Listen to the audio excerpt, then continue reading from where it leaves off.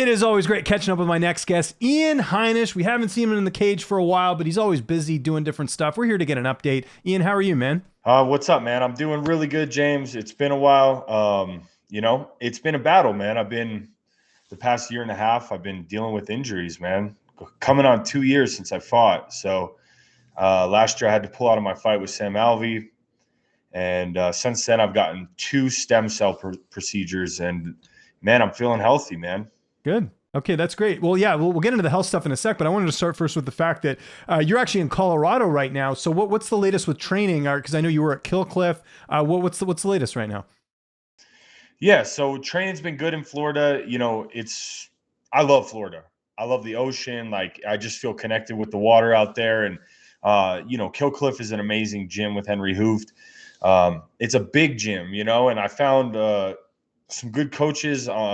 Daniel from Fight Sport, and he was kind of helping me out with my striking. And I felt like I needed to come to Denver because I have my coaches and my teammates that I've been around for years, and just kind of know my situation, because it's been hard to jump back in. I've been out for so long that if you just jump in that room with 75 killers and they're all getting ready for fights, I'm gonna end up getting injured again. It just didn't do me well.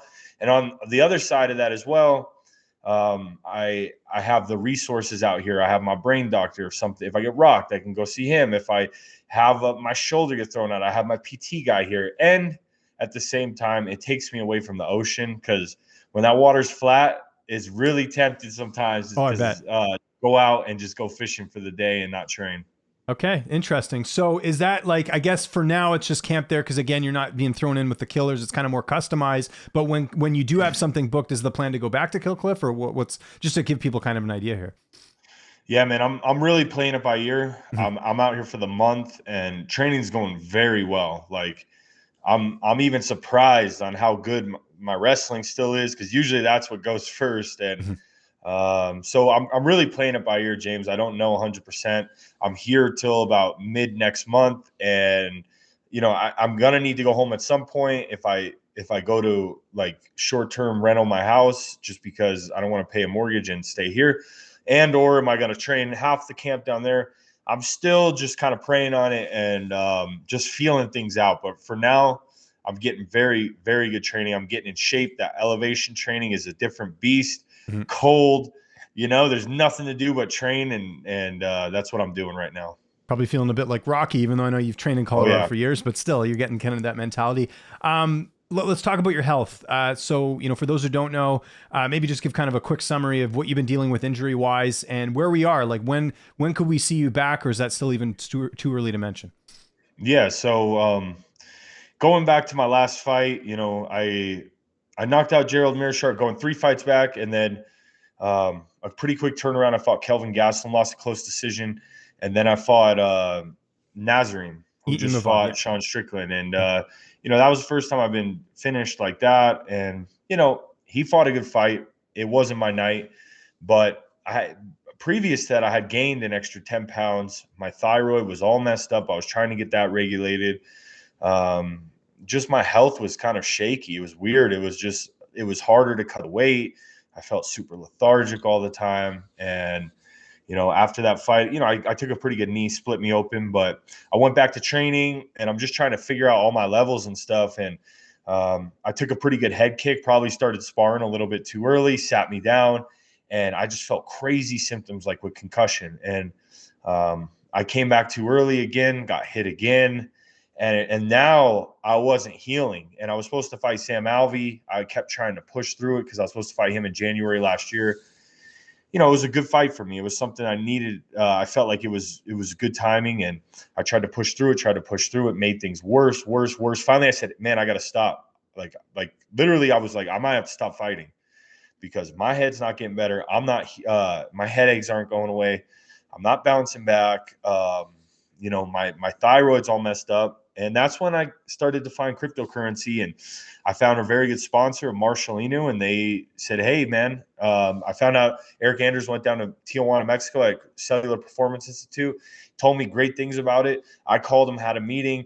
They told me the price. It was way over my price range at the time just because of the inactivity of fighting, and it wasn't guaranteed, and it was just going to put me over the limit. But spilled my heart out to Marcelino. They said, hey, we're going to pay for it. Go down there.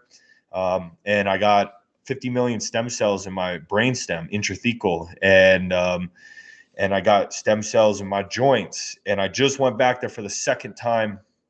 And the second time I was like, you know what? My shoulder hurts. My wrist hurts. Let's just get everything looked at. I'm here. Another 50 million in my brainstem. And, they saw I had a partially torn labrum. I had a fractured wrist with a bone cyst under the bone. So I was like, let's just put it everywhere, since I'm here. And they took very good care of me. And I came back. All of a sudden, my thyroid started to heal. I quit taking medication for my thyroid for the first time in 4 years. And then I started easing back into like hard training, mainly swimming, strength and conditioning with IHP, one of the best strength and conditionings I've ever done for fight specific, hitting mitts with Coach Daniel, and just drilling, trying to get back in. Because sometimes when I would go live, I would get the headaches again. So I just been taking it little by little. And finally now I got to this point where I was like, you know what? It's all or nothing. It's my last fight on my contract. I feel like God is not done with me in the fight scene. I'm making money in crypto. I started a show called Shill Tank. It's kind of like Shark Tank, and crypto projects bring us their projects, and we either roast them or we invest. So I had that going on, man. I'm a survivor, James. Like when things go rough, I find a way. Either that or I was going to have to go get a job because, I have no money coming in. And I was like, it came to me. I was like, I need to go Rocky style, go to the mountains, get away from the ocean, because I was fishing a lot too. In the ocean, got so much better. My testosterone went up. Like everything was better because I slowed down. I took the stress away. And I was like, I'm just going to heal because I've been fighting for, 8 years nonstop in camp after camp after camp. Fought 7 times. The first year I got in the UFC, between my LFA to Contender Series to 3 fights in the UFC. And I felt to a good point where I said, let's go to Denver, Colorado. Close to my brain doctor, close to my PT. I have a really good support system out here, teammates who will respect and know my story. And I came out here, and it's just, that's great, man. I'm glad to hear it's all going well. How's the UFC been throughout this entire process? Last fight on the contract, I'm sure you're like, hey guys, like if I'm coming back, I got to be 100%. How have they been throughout this all? They've been incredible. They were like, why are you going to Mexico and stuff? But I think they've seen the results of like, why didn't you go through our stem cell stuff? And I would have, but it just seemed like the right thing. And Eric went down there, and a bunch of fighters. And last time I was down there with Nick Diaz, he was down there. Hold on, back up a second. You went down with Nick Diaz. How do you know Nick?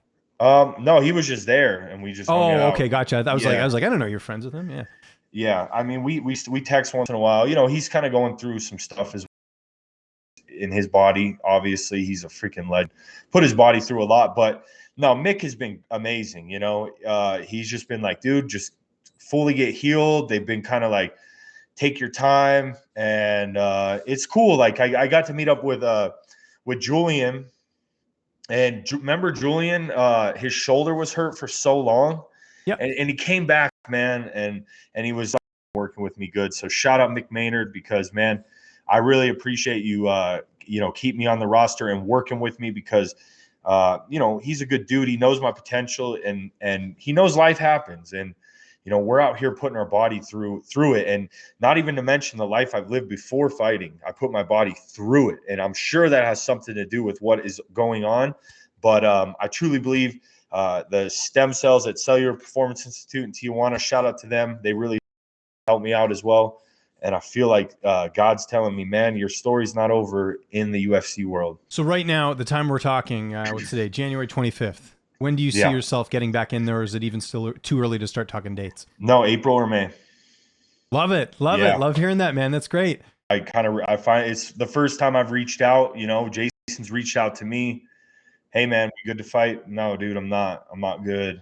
And I reached out to Mick, and Mick's like, dude, take your time, man. Like, we got your back. And that feels really good for a company to do that, to not just write you off. So I really appreciate the UFC for that. And this was the first time before Christmas I said, hey, man, let's start talking about a fight. and I threw a few names in the hat, and now I'm just sitting back and waiting, and I'm doing everything I can on my side. Hey, let me ask you this, with all the stuff you've been doing outside the cage and, again, you mentioned your show and making money and stuff. Do you see yourself getting back into that maybe when fighting's over, or do you have sort of a plan after fighting? Again, like like you mentioned, the story's not, finished being written, but is that something that crossed your mind throughout this whole process? Yeah, definitely. I mean, I'm going to keep it going. I'm going to keep the show going, even though I'm fighting. We do a live stream. We do 2 episodes a week.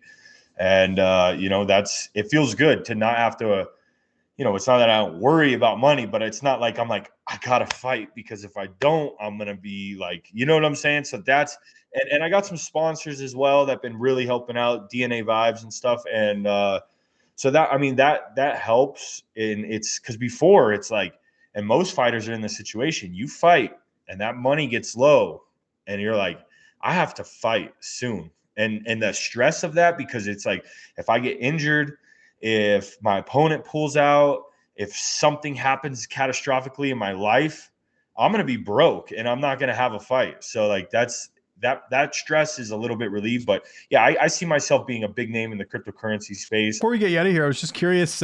We've got this Dana White Power Slap League. I was just curious your opinion on that. I mean, dude, you're getting paid for brain damage. I'm like, if I was doing it, I would just be like, whoop, like, I don't know, like that would be hard to just sit there and let someone give you that, because like it's just it's just concussion waiting to happen. I mean, it's a little bit entertaining, but it's there's no skill to it. I don't think that much. They chalk the hands up so it really sticks. I don't love it, James. I'll be honest with you. Some people might, after the thing with Dana White. It's not really a good look for the UFC, but some people like it. It's not my thing. And I like seeing that you're back on track, man. So happy to hear that. That was the best part of this interview, man, is hearing that you're ready to come back, which is great. Let's, fingers crossed, everything the rest the way goes pretty smoothly here. I know you got some sponsors. I know you got some people to thank you in. As always, I'll give you the last word here, man. Yeah, well, I appreciate it, James. Like, you've been interviewing me for, since Sparta and fighting in bars and stuff. So I appreciate the people.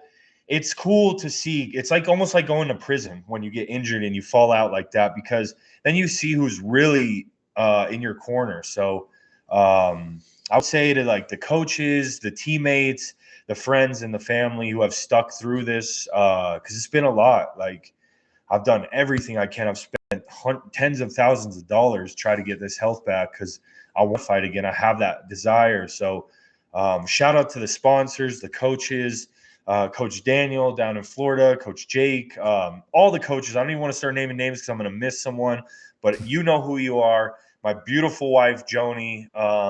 She's stuck with me through all this. And then some sponsors, DNA Vibes and Volt Inu. It's a cryptocurrency